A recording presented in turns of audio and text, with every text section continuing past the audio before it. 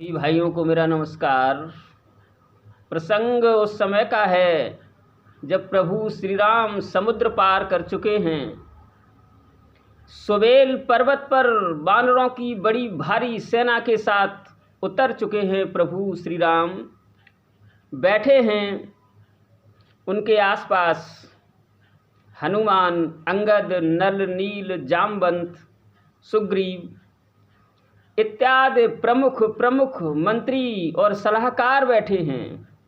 बातचीत आपस में चल रही है।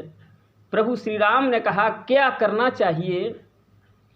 रावण तो चुप बैठा है, लंका के दरवाजे बंद हैं।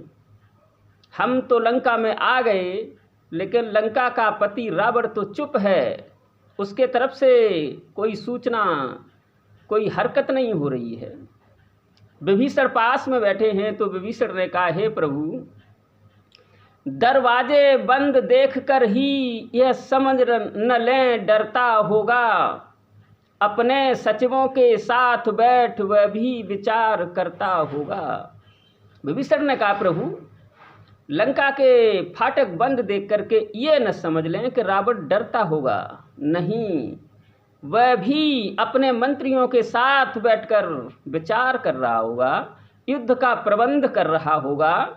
2-4 दिनों की मोहलत दीजिए उसे। ये वीर नीति बतलाती है, रिप को भी युद्ध प्रबंध हेतु थोड़ी मोहलत दी जाती है। इस तरह से विचार विमर्श चल रहा है। उधर प्रभु श्री राम की नज़र लंका की तरफ पहुंची। उन्होंने विभीषण से एक बात कही कि विभीषण, लंका की तरफ देखिए, दक्षिण दिशा की तरफ देखिए, मुझे काले काले बादल मालूम पड़ रहे हैं। काले काले बादल ही नहीं, उनमें बिजली चमकती हुई भी मालूम पड़ रही है। और ऐसा ही नहीं, लगता है कि हल्की हल्की गर्जना भी हो रही है। देख विभीषण दक्षिण आशा, घन घमंड दामिनी विलासा। मधुर मधुर गरजय रब घोरा, होए भ्रष्ट मन उपल कठोरा। लगता है कहीं ओलों की बारिश तो नहीं हो जाएगी। विभीषण ने जब ये प्रभु की बात सुनी, विभीषण कहते हैं, हे प्रभु, कहत विभीषण सुनौ कृपाला, नाहिन तड़ित न बारिद माला। हे प्रभु श्री राम, न तो कहीं बादल हैं और न कहीं बिजली ही चमक रही है। प्रभु श्री राम ने कहा, तो फिर ये काले काले बादलों जैसा मैं ये क्या देख रहा हूँ लंका की तरफ? विभीषण ने कहा, सुनिए प्रभु, छत्र मेघ डंबर सिरधारी, सोई प्रभु जलद घटा अतिकारी। लंका शिखर अपर आगारा, और तहाँ 10 कंधर देखे अखारा। हे प्रभु, जो आपको बादल जैसे लग रहे हैं, उसका राज, उसका रहस्य मैं बता रहा हूँ। लंका की सबसे ऊंची चोटी पर रावण बैठा अखाड़ा देख रहा है, अप्सराओं का नाच देख रहा है।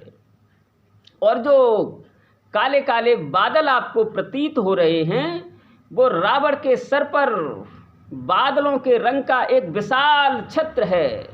वही लग रहा है कि काले बादल हैं। छत्र मेघ डंबर सिरधारी। मेघ डंबर अर्थात मेघ, बादलों के रंग का उसके सर पर विशाल छत्र है, वही काली घटाएं हैं। प्रभु ने कहा, चलो ये बात मैंने मानी, लेकिन ये जो बिजली चमक रही है, ये क्या है? विभीषण ने कहा, प्रभु सुनो, मंदोदरी श्रवण ताटंका, सोई प्रभु जनु दामिनी दमंका। ये जो बिजली जैसी चमकती हुई प्रतीत होती है, ये बिजली न हो करके मंदोदरी के कानों में जो कर्ण फूल हैं, उनकी चमक है। इसलिए ऐसा लग रहा है कि काले बादलों में बिजली चमक रही है। प्रभु ने कहा, ठीक है, ये भी मानी जा सकती है आपकी बात, लेकिन ये जो हल्की हल्की गर्जना हो रही है, ये क्या है? विभीषण ने कहा, सुनो प्रभु, बाजहि ढोल मृदंग यनूपा, सोई रब मधुर सुनहु सुर भूपा।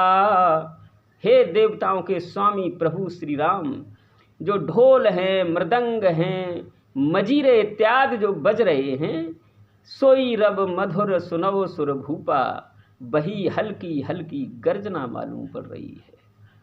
ये रावण है, लंका की सबसे ऊंची चोटी पर नाच देख रहा है।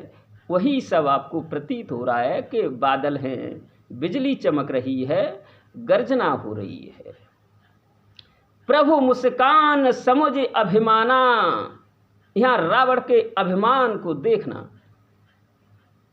प्रभु मुस्कान समुझ अभिमाना, प्रभु श्री राम रावण के अभिमान को समझ करके कि कितना बड़ा अभिमानी है रावण, ये समझ करके मुस्कराए। कोई परेशानी, कोई टेंशन नहीं ली, मुस्कराने लगे।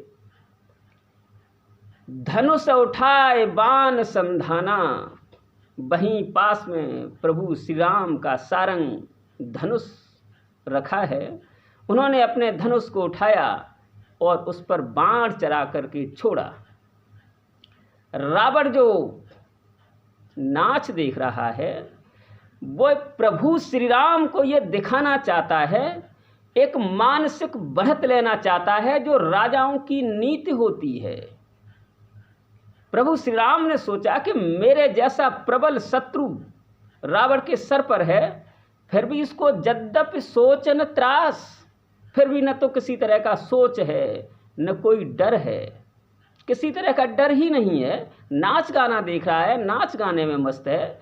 जबकि अन्य कोई राजा होता तो युद्ध प्रबंध की सलाह ले रहा होता अपने मंत्रियों से, और ये तो नाच गाना देख रहा है। तो प्रभु मुस्कान समझ अभिमाना, रावण के अभिमान को समझ करके भगवान श्री राम मुस्कराए और अपना धनुष उठाया और बाण चढ़ा करके छोड़ा। यहाँ पर एक दूसरे पर मानसिक बढ़त लेने के प्रयास में है। उधर रावण ये दिखाना चाहता है अपनी सेना को, अपने राक्षसों को, कि मुझे राम का कोई डर नहीं है, मैं जब चाहूं तब बानर भालुओं और दोनों उन तपस्वियों को मार सकता हूं। मुझे उनके लिए कोई प्रबंध, कोई सलाह, कोई बड़ी तैयारी की जरूरत नहीं है। इतने हल्के में लेकर के अपने राक्षसों का साहस बढ़ाना चाहता है कि मेरे आगे दोनों तपस्वी कोई चीज नहीं है। ये युद्ध की एक नीति है। उधर राम पर ये प्रभाव डालना चाहता है रावण कि वो समझें कि मेरे आने का रावण पर कोई असर नहीं है, वो जैसे था वैसे ही है, नाच गाना देख रहा है, उसे कोई डर नहीं है। तो ये सोच करके हो सकता है वो डर जाएं और यहाँ से वापस लौट जाएं। तो रावण की ये नीति राम पर मानसिक बढ़त लेने की है, ये राजनीति है। इधर प्रभु भी रावण पर मानसिक बढ़त लेना चाहते हैं, तो उन्होंने अपना धनुष उठाया और उस पर बाण चढ़ाकर छोड़ा। तो उस बाण ने क्या किया, छत्र मुकुट ताटंक सब हते एक ही बाण, सबके देखत महि परे मरमुन कोई जान। उस बाण ने रावण का जो छत्र था वो भी काट दिया, उसके 10 सिरों पर 10 मुकुट थे वो भी गिरा दिए, मंदोदरी के कान में जो कर्ण फूल थे वो भी गिरा दिए। लेकिन किसी ने कुछ जान नहीं पाया। इतनी त्वरित गति से, इतनी बिजली जैसी फुर्ती से तीर ने ये सब काम किए कि किसी ने न कुछ देखा न कुछ जान पाया कि छत्र कैसे गिर गया, मुकुट कैसे गिर गए, मंदोदरी के कानों के कर्ण फूल कैसे गिर गए, किसी ने कुछ समझ नहीं पाया। अस कौतुक कर राम सर प्रभिसेऊ आय निसंग, रावण सभा ससंकयति देखि महारस भंग। ऐसा कौतुक अर्थात ऐसा चमत्कार करके प्रभु राम का सर उनके तर्कस में प्रवेश कर गया। लेकिन इधर रावण सभा सशंक अति, रावण की सभा भयभीत हो गई, रंग में भंग देख करके भयभीत हो गई। और सोचने लगे सभासद कि कंपन भूमि न मरुत विशेखा, अस्त्र शस्त्र कछु नयन न देखा। न तो कंपन भूमि पृथ्वी कांपी, न मरुत विशेखा, न तो विशेष हवा अर्थात आंधी चली। अस्त्र शस्त्र कछु नयन न देखा, कोई अस्त्र नहीं देखा गया, कोई शस्त्र नहीं देखा गया। फिर ये क्या हुआ? क्या सोचते हैं अपने अपने मन में? सोचें सब निज हृदय मझारी, असगुन भयउ भयंकर भारी। सब ये सोचते हैं ये बड़ा भारी असगुन हुआ है, अपशकुन हुआ है। एक तो राम लंका पर चढ़ाई कर चुके हैं, लंका पर आ चुके हैं, उन्हीं के पर्पज, उन्हीं के उद्देश्य से ये असगुन हो गई। रावण ने जब ये देखा कि सारी सभा भयभीत है और छत्र का गिरना, मुकुट का गिरना, मंदोदरी के कर्ण फूल का गिरना इनको अपशकुन मान रहा है, हमारे सभा के सभी सभासद इन्हें अपशकुन मान रहे हैं, इससे इनका साहस टूटेगा। तो उस अभिमानी रावण ने एक युक्ति बनाई, सोच करके एक बात कही जो हम सब लोगों के काम आ सकती है, हम सब लोग सीख सकते हैं। हालांकि रावण तो अभिमानी है, उसे अभिमान है, लेकिन उसके अभिमान का एक सकारात्मक पक्ष जिसे हम सीख सकते हैं, उसके अभिमान को नहीं। यहाँ पर यह गलती न हो जाए कि हम रावण जैसा अभिमान रखें, नहीं, बिल्कुल नहीं, वो गलत है। लेकिन उसके अभिमान का एक पॉजिटिव जो साइड है, जो सकारात्मक पक्ष है, वो हमारे लिए अच्छा हो सकता है। रावण यहाँ पर कह रहा है, दस मुख देखि सभा भय पाई, बेहस बचन कहे जुगति बनाई। हंस करके बोला, जबकि सारी सभा दंग है, भयभीत है, लेकिन रावण हंसा। ये एक राजा की नीति है। यहाँ पर ये एक रावण का अभिमान है। क्या कहता है? सिरऊ गिरे संतत शुभ जाके, मुकुट परे कस असगुन ताके। उसने कहा, हे सभासदो, तुम जो कह रहे हो ये अपशकुन है। हालांकि रावण भी समझ गया कि वास्तव में ये अपशकुन है, लेकिन वो कह नहीं रहा है। कहेगा तो सभासद और अन्य डर जाएंगी। कल फिर कौन युद्ध करेगा? पहले से डरे हुए लोग युद्ध नहीं कर सकते। रावण ने कहा कि सिरऊ गिरे संतत शुभ जाके, जिसके सिर गिरना भी जिसके लिए शुभ होता है, उसके मुकुट गिर जाए तो अशुभ कैसे? रावण ने अपने सरों को काट काट करके भगवान शिव पर चढ़ाए थे, भगवान शिव की पूजा की थी अपने सर काट काट करके। तो वो अपने सरों का गिरना कह रहा है कि जब मेरे सिर गिरे थे, जब मैंने अपने सर गिराए थे तो मेरे लिए शुभ हुआ, तो आज जो मुकुट गिरे हैं तो अशुभ कैसे हो सकते हैं? ये शुभ है, ये मेरे लिए तो शुभ संकेत है। इसलिए शयन करो निज निज गृह जाई, गबने भवन सकल सिर नाई। इसलिए जाइए, अपने अपने घर जाकर के आराम करिए, कोई डर नहीं, कोई शंका नहीं, ये मेरे लिए शुभ संकेत है।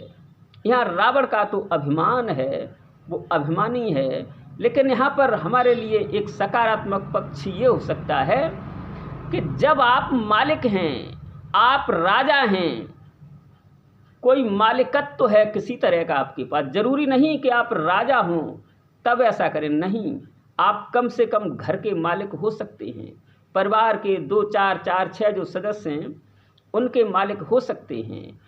तो बड़ा अपशकुन आने पर या बड़ी विपत्ति आने पर अगर आप ही घबरा जाएंगे तो आपके आश्रित जो लोग हैं वो तो और ज़्यादा घबरा जाएंगे, तो उस समस्या से पार नहीं पा सकते। घबरा करके कोई काम नहीं किया जा सकता, साहस के साथ किया जा सकता है। कोई समस्या नहीं है, हम उससे पार पा लेंगे और कोई अपशकुन नहीं है। रावण के अभिमान की पराकाष्ठा देखिए। जब अंगद से संवाद हो रहा था रावण का, तो एक जगह पर रावण कहता है कि तुम्हारे जो राजा हैं वो 2 लड़के हैं, मनुष्य हैं, मनुष्य से मुझे क्या डर। जब मैंने अपने सर काट करके भगवान शिव पर चढ़ाए थे तो मेरे सर जब जल रहे थे हवन कुंड में, तो ब्रह्मा जी के लिखे हुए शब्द मैंने पढ़े, जरत बिलो केउ जब ही कपाला, विधि के लिखे अंक निज भाला। जब मैंने अपने जलते हुए सरों को देखा तो विधि के लिखे अंक निज भाला, तो अपने मस्तक पर मैंने ब्रह्मा जी के लिखे हुए शब्द देखे। तो क्या लिखा था उसमें? उसमें लिखा था, नर के कर बध आपन बाँची, हसेउ जान विधि गिरा असाची। उसमें लिखा था कि तेरा वध किसी मनुष्य के द्वारा होगा। तो मुझे हंसी आ गई। रावण कह रहा है अंगद से, इतना बड़ा मूर्खतापूर्ण अभिमान, लेकिन हम चाहें तो उसमें से सकारात्मक पक्ष निकाल सकते हैं। कितना बड़ा मूर्ख अभिमानी कि ब्रह्मा जी के लिखे हुए शब्दों पर विश्वास नहीं कर रहा है। जब उसने पढ़ा कि मनुष्य के हाथों तेरा वध होगा तो रावण ने विश्वास नहीं किया। अंगद से कह रहा है कि सोमन समुझ त्रास नहीं मोरे, लिखे बिरंच जरठ मति भोरे। वो बात सोच करके भी कि मनुष्य के हाथों से तेरा वध होगा, और आज लंका पर चढ़ाई करने एक मनुष्य आया है, तो वो बात सोच करके भी, ब्रह्मा जी के लिखे हुए शब्दों को सोच करके भी त्रास नहीं मोरे, मेरे अंदर कोई डर नहीं है, क्योंकि लिखा बिरंच जरठ मत घोरे। ब्रह्मा जी बूढ़े हो गए हैं, बुढ़ापे पर बुद्धि काम नहीं करती, उस बुढ़ापे की वजह से लिख दिया होगा, जबकि ये सच नहीं है कि कोई मनुष्य मेरा वध करे। तो ब्रह्मा जी ने लिखा वो झूठ लिखा, उससे मैं सच नहीं मानता। तुलसीदास जी लिखते हैं, भगवान शंकर पार्वती जी को कथा सुनाते हुए कहते हैं कि उमारा बनहि असय अभिमाना, जिम टिट्टिभि खग सूत उताना। हे पार्वती जी, रावण को इस तरह अभिमान है जैसे टिटहरी पक्षी को। टिटहरी पक्षी जब सोता है तो ऊपर को पैर करके सोता है। उसकी सोच ये है कि बाई चांस अगर कहीं आसमान गिरा तो मैं अपने पैरों पर उसे साध लूँगा, इसलिए टिटहरी पक्षी ऊपर को पैर करके सोता है। तो भगवान शिव कहते हैं कि उमा रावण यस अभिमाना। हे पार्वती जी, रावण को इस तरह का अभिमान है जैसे टिटहरी पक्षी को। ब्रह्मा जी के लिखे हुए शब्दों पर विश्वास नहीं कर रहा है, तो ये अभिमान गलत है। लेकिन हमें उसके अभिमान से, रावण के अभिमान से पॉजिटिव पक्ष ले लेना है। कुछ भी हो, आगे भविष्य भले ही निश्चित हो, लेकिन फिर भी हमें साहस के साथ अपने रास्ते पर आगे बढ़ते रहना है।